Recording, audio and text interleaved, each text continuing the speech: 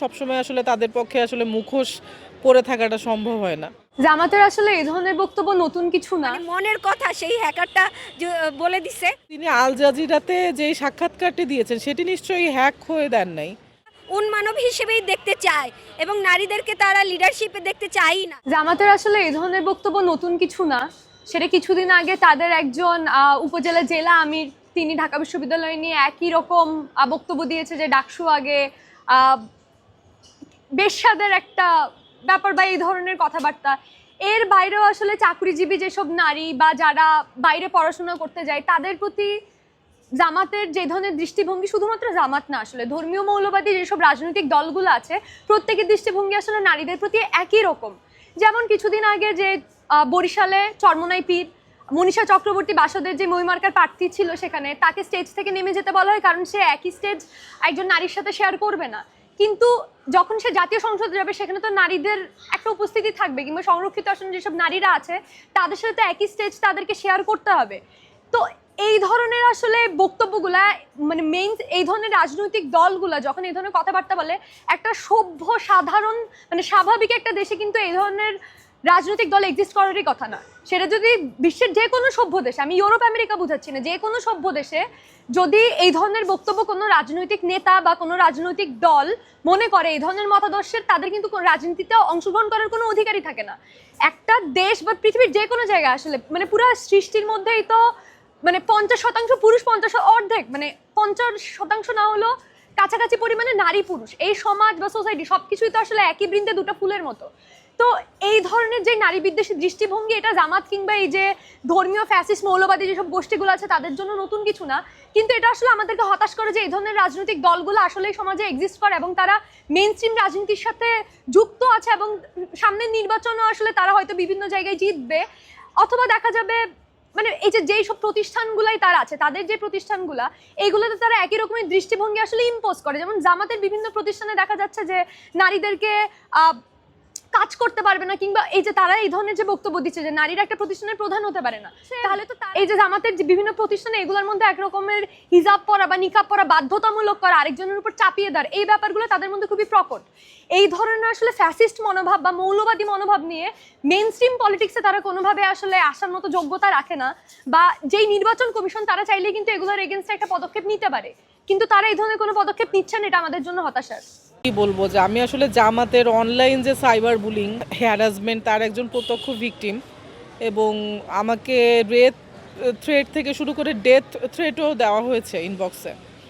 তো সেক্ষেত্রে আসলে তাদের যেই মানে একটা দলের পুরা যে সামষ্টিক যে চরিত্র সেটি আসলে তারা নানান মানে অসাবধানতাবশত বিভিন্ন সময় তারা প্রকাশ করে ফেলে। সবসময় আসলে তাদের পক্ষে আসলে মুখোশ পরে থাকাটা সম্ভব হয় না, আমি এটিই বলবো।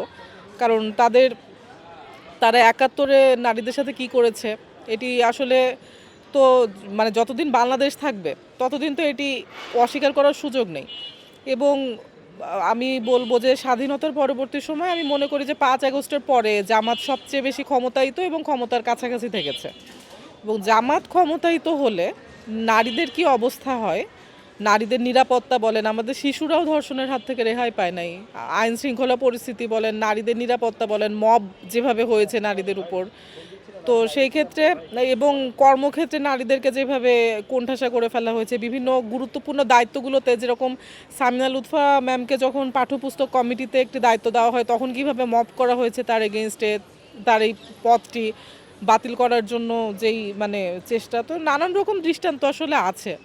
এবং জামাতের আমিরের বক্তব্যের আগেও কিন্তু ডাকসুকে বেশ্যাখানা বলেছে জামাতের একজন নেতা, এবং তিনি আল জাজিরাতে যেই সাক্ষাৎকারটি দিয়েছেন সেটি নিশ্চয়ই হ্যাক হয়ে দেন নাই।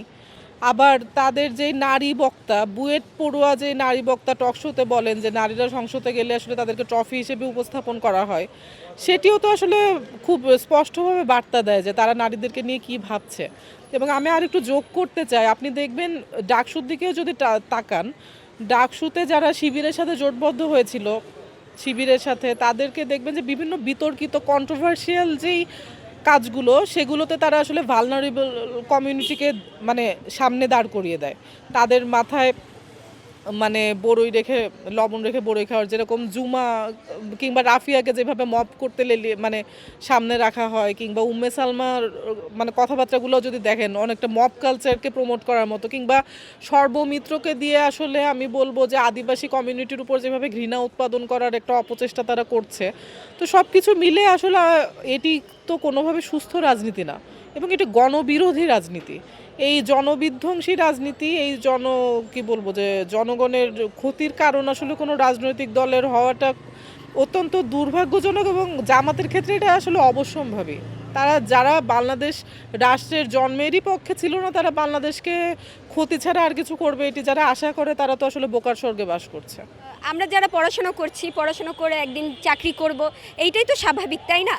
এখন তো সমাজটা, আমাদের সভ্যতাও কোনোভাবে একার কারো দায় নেই। সভ্যতা হচ্ছে নারী পুরুষ মিলেই কিন্তু তৈরি হয়েছে। সেই জায়গায় হচ্ছে একটা দলের প্রধান, যেই দলের হচ্ছে আবার গঠনতন্ত্রে বলা আছে যে নারী প্রধান হিসেবে দাঁড়াতে পারবে না, তার মানে তার মনে মনেই তো এটা ছিল যে তারা হচ্ছে নারীদেরকে একটা উন্মানব হিসেবেই দেখতে চায় এবং নারীদেরকে তারা লিডারশিপে দেখতে চায়ই না। সেই দলের প্রধানের একটা টুইটের মাধ্যমে দেখতে পাচ্ছি যে তারা হচ্ছে, যারা হচ্ছে প্রফেশনালিজম, মানে যারা হচ্ছে পেশাগতভাবে কাজ করে, সেই নারীদেরকে ডিরেক্ট হচ্ছে বেশ্যাকরণ করা হয়েছে। এই ধরনের নাটক, যেটা হ্যাকের নাটক করা হয়েছে, সেই ধরনের আমার মনে হয় যে এটা মানে মনের কথা সেই হ্যাকারটা বলে দিছে। তো আমার মনে হয় যে এই ধরনের কথা আমার মনে হয় ভোটাররা মনে রাখা উচিত। এবং আমরা দেখেছি যে পরবর্তীতে তিনি আবার টুইট করতেছেন যে 43% আমাদের হচ্ছে নারী মেম্বার। আমার মনে হয় যে এই 43% নারীদের ভোটের মাধ্যমে তারা হচ্ছে পুরুষরা হচ্ছে পার্লামেন্টে যাবে এবং হচ্ছে পুরুষদের জন্য নীতি প্রণয়ন করবে। আমার মনে হয় যে এগুলো হচ্ছে পুরা বুলশিট একটা জিনিস, যেটা হচ্ছে আমরা বুঝে গেছি। এবং আমরা যারা হচ্ছে দেখবেন যে বিভিন্ন সময় হচ্ছে ভয়েস রেজ করি, আমাদেরকেই সবসময় এই স্লাট শেমের সম্মুখীন হতে হচ্ছে। Gender based threat, rape threat, তারপর ডেথ থ্রেট তো আছেই, এইগুলার মানে সম্মুখীন হতে হচ্ছে। এবং আমি জানি না যে মানে ইন কেস যদি জামাত চলে আসে, আমার মনে হয় যে নারী বিদ্বেষী অনেক পলিসি এই পার্লামেন্টের মাধ্যমে হচ্ছে তৈরি হবে।